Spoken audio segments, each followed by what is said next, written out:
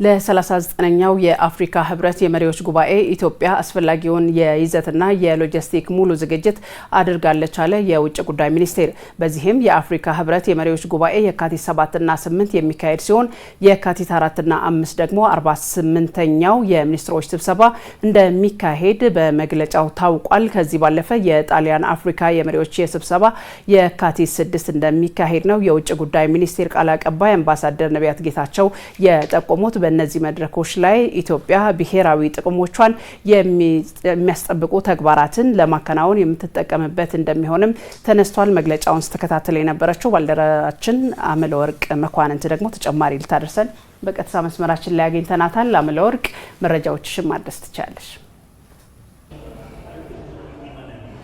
አመሰግናለሁ አዳነች። በዛሬው ዕለት እንግዲህ የውጭ ጉዳይ ሚኒስቴር በሰጠው መግለጫ 39ኛው የአፍሪካ ህብረት የመሪዎች ጉባኤን ለማስተናገድ ኢትዮጵያ አስፈላጊውን ሙሉ ዝግጅት ማድረጓን ነው በመግለጫው የተነሳው። በዚህም እንግዲህ ኢትዮጵያ ከጊዜ ወደ ጊዜ ያሳየችው ያለው ኢኮኖሚያዊ እድገት፣ በመዲናዋ ያሉ ለውጦች፣ በርካታ ተጨባጭ የሆኑ እንደ ሀገር የሚስተዋሉ እነዚህ ይህን የመሳሰሉ እድገቶችን ደግሞ ኢትዮጵያ በምን መልኩ እዚህ ደረጃ ላይ መድረስ እንደቻለች በመሪዎቹ የመሪዎች ጉባኤ ላይም እንዲሁ ልምዷን የምታካፍልበት ስለመሆኑ ተነስቷል። ከዚሁ ጋር በተገናኘም እንግዲህ ይህ የመሪዎች ጉባኤ ኢትዮጵያ እንደሚታወቀው የነጻነት ፋና ወጊ የሆነች ታላቅ ሀገር ነች። አሁን ላይ ደግሞ በልማቱ መስክ ይህ ለአፍሪካውያን ምሳሌ የሆነች የመጣችበት እንደሆነ ይታወቃል። ከዚህ ጋር በተያያዘ በ39ኛው የአፍሪካ ህብረት የመሪዎች ጉባኤ ኢትዮጵያ አስፈላጊውን ዝግጅት አድርጋ ጉባኤውን ለማስተናገድ ሙሉ ዝግጅቷን ማጠናቀቋን ነው የውጭ ጉዳይ ሚኒስቴር ቃል አቀባይ ነቢያት ጌታቸው በመግለጫቸው ላይ ያነሱት ማለት ነው። በዚህም ይህንን መድረክም እንግዲህ ኢትዮጵያ ዘርፈ ብዙ በሆኑ ጉዳዮች ላይ መጠቀም የምትችልባቸው ሰፊ እድሎች እንዳሉ ነው ያነሱት። በዋናነትም ኢትዮጵያ ብሔራዊ ጥቅሟን ለማስጠበቅ ይህንን መድረክ በአስፈላጊ መልኩ የምትጠቀምበት ስለመሆኑም አንስተዋል። በተለይ ሀገራችን ኢትዮጵያ ብሔራዊ ጥቅሞቿ ምንድን ናቸው? ከጊዜ ወደ ጊዜ በተለያዩ መድረኮች የምታነሳቸው ሀሳቦች እንዳሉ ይታወቃል። ይህ መድረክም ይህ ኢትዮጵያ የምትፈልገውን የብሔራዊ ጥቅሟን ለማስተናገድ ትጠቀምበታለች ሲሉ ነው እንግዲህ በመግለጫቸው ላይ ያነሱት። በዚህ መድረክ ላይ የሚገኙ በርካታ የአፍሪካ ሀገራት መሪዎች እንደመገኘታቸው መጠን ደግሞ ኢትዮጵያ በገጽታ ግንባታ ዙሪያ በተለይም ደግሞ በፖለቲካዊ እንዲሁም በኢኮኖሚያዊ ሀገርን በደንብ ገጽታዋን የምታስተዋውቅበት ስለመሆኑ እንዲሁ በመግለጫው ላይ ተነስቷል ማለት ነው። በዋናነት ደግሞ እንደ ሀገር ተጨባጭ ለውጦች የተመዘገቡባቸው በርካታ ዘርፎች ናቸው ያሉት። ከዛ ውስጥም እንግዲህ ኢትዮጵያ ካሁን ቀደም ትታወቅባቸው የነበሩ በተለይ ደግሞ የነበሩባት የልመና ታሪኮች ከሌሎች የዓለም ሀገራት በስንዴ እርዳታ ትታወቅበት የነበረችን ታሪካዊ በሚመስል መልኩ ስር ነቀል ለውጥ በስንዴ ልማት ላይ እንዳመጣች አሁን ላይ ይታወቃል። ይህ የስንዴ ልማት ደግሞ ከራሷ አልፎ ኤክስፖርት እያደረገች እንደምትገኝ ሀገራችን ይታወቃል። ይህ ተጨባጭ ለውጥ እንዴት መጣ? አፍሪካውያን አሁን ላይ ከኢትዮጵያውያን ይህን ልምድ ይህንን ራስን በራስ የመቻል ከራስ አልፎ ኤክስፖርት እስከማድረግ ኢትዮጵያ የደረሰችበት የስንዴ ምርት እንዴት ሊመጣ ቻለ የሚለውን በዋነኛነት ልምዷንና ተሞክሯን ታካፍልበታለች። ከዛ ባለፈም ደግሞ መዲናችን እንደሚታወቀው አሁን ላይ እንደ ስሟ አበባ የምትታይበት የኮሪደር ልማት በአጭር ጊዜ ውስጥ እንደዚህ የተለያዩ የዓለም ሀገራትን ቀልብ እንዲስብ ቱሪስቶች ደግሞ እንደምናስታውሰው ባለፈው የተከበሩ በርካታ የአደባባይ በዓላት አሉ።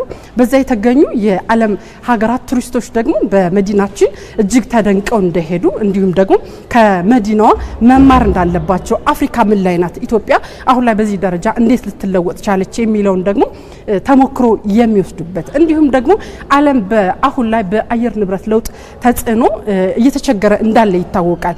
በአንጻሩ ደግሞ ኢትዮጵያ ከጊዜ ወደ ጊዜ በየዓመቱ የምታካሄደው የግሪን ሌጋሲ ኢኒሺዬቲቭ ትልቅ አቅም የፈጠረ ለሌሎች የአፍሪካ ሀገራት አለፍ ብሎም ደግሞ የዓለም ሀገራት የኢትዮጵያን ልምድ አፍሪካውያን ሊቀስሙ ይገባል። ዓለም በአየር ንብረት ተጽዕኖ ሲፈተን ኢትዮጵያ በዚህ ልክ የአረንጓዴ አሻራ መርሃ ግብርን በአንድ ጀንበር ሙሉ ህዝቦቿን በማሳተፍ የምታከናውነው በተግባር እንዲህ ሀገርን በመቀየር ንጹህ ገጽታን በማላበስ ተስማሚ የአየር ንብረት ለውጥ በመፍጠር ለዜጎች ምቹ የሆነች ሀገርን በመገንባት ደረጃ ይህ የአረንጓዴ አሻራ መርሃ ግብር ትልቅ አበርክቶ አለውና ይህን ልምዷ ደግሞ ለአፍሪካ ሀገራት ተሞክሮ በዚህ መድረክ ላይ ታካፍላለች። እንዲሁም ደግሞ በሰው ሰራሽ አስተውሎት ደግሞ ኢትዮጵያ አሁን ላይ ትልቅ ለውጥ ትልቅ እምርታ እያመጣች ትገኛለች። ይህ የሰው ሰራሽ አስተውሎት ደግሞ የተለያዩ ጊዜን ቆጣቢ እንዲሁም ደግሞ የሰውን ድካም የሚቀንሱ አስፈላጊውን ስራ ለመተግበርም ይህ የሰው ሰራሽ አስተውሎት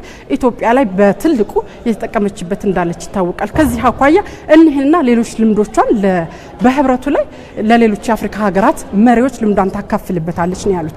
ከዛ ባለፈም ደግሞ የጣሊያን አፍሪካ የትብብር መድረክ ደግሞ እንዲሁ የካቲት 6 እንደሚደረግም አንስተዋል በመግለጫቸው። ይህ የጣሊያን የአፍሪካ የትብብር መድረክ ደግሞ ጣሊያን ከጊዜ ወደ ጊዜ ከአፍሪካ ጋር ያላትን ልምድና ትብብር በማጠናከር ረገድ ትልቅ ተስፋ ያለው በተለይ ደግሞ የኢትዮ ጣሊያን የሁለትዮሽ ግንኙነት በተለይ ደግሞ ከተወሰኑ አመታት በኋላ እያደገ የዲፕሎማሲ ግንኙነት ደግሞ በደንብ ጥሩ የሆነ ግንኙነት ያለው ሆኖ መጥቷል። ለዚህ ደግሞ መነሻዋ ኢትዮጵያ እንደሆነች ይታወቃል። ይህ ደግሞ ጣሊያን ከኢትዮጵያ ጋር ያላት ግንኙነት ደግሞ ከአፍሪካ ጋር የትብብር መድረክ እንድትፈጥር ትልቅ አስተዋጽኦ አለውና ከዚህ ጋር በተገናኘም ይህ የጣሊያን የአፍሪካ ትብብር መድረክ የካቲት 6 ይካሄዳል። አጠቃላይ እነዚህን ጉባኤዎች ኢትዮጵያን ለማስተናገድ ሰፊ ዝግጅት እንዳደረገች ነው እንግዲህ አምባሳደር ነቢያት ጌታቸው በመግለጫው ላይ ያነሱት ማለት ነው። እነዚህን በተመለከቱ ነው እንግዲህ ቃል አቀባዩ መግለጫ የሰጡት በዛሬው ዕለት ማለት ነው። አዳነች ላሁን ያሉኝ መረጃዎች እነዚህን ይመስላሉ።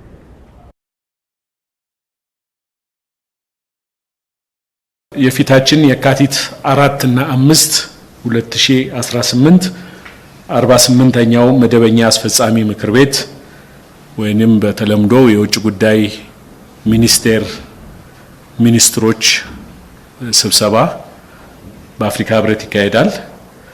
የካቲት 7 እና 8 ደግሞ 39ኛው የመሪዎች ጉባኤ ይካሄዳል።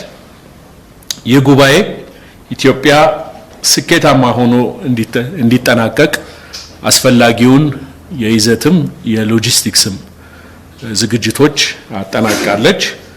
ሁሌም እንደ ስሟ አዲስ እየሆነች ያለችው መዲናችንም የአፍሪካ የዲፕሎማሲ መዲናነቷን ባሻገር የዘመናዊ ከተማ ልማት ምን እንደሚመስል በዚሁ አጋጣሚ ለሌሎች ሀገራትም ልምዶቻችንን የምናሳይበትም አጋጣሚ ነው የሚሆነው።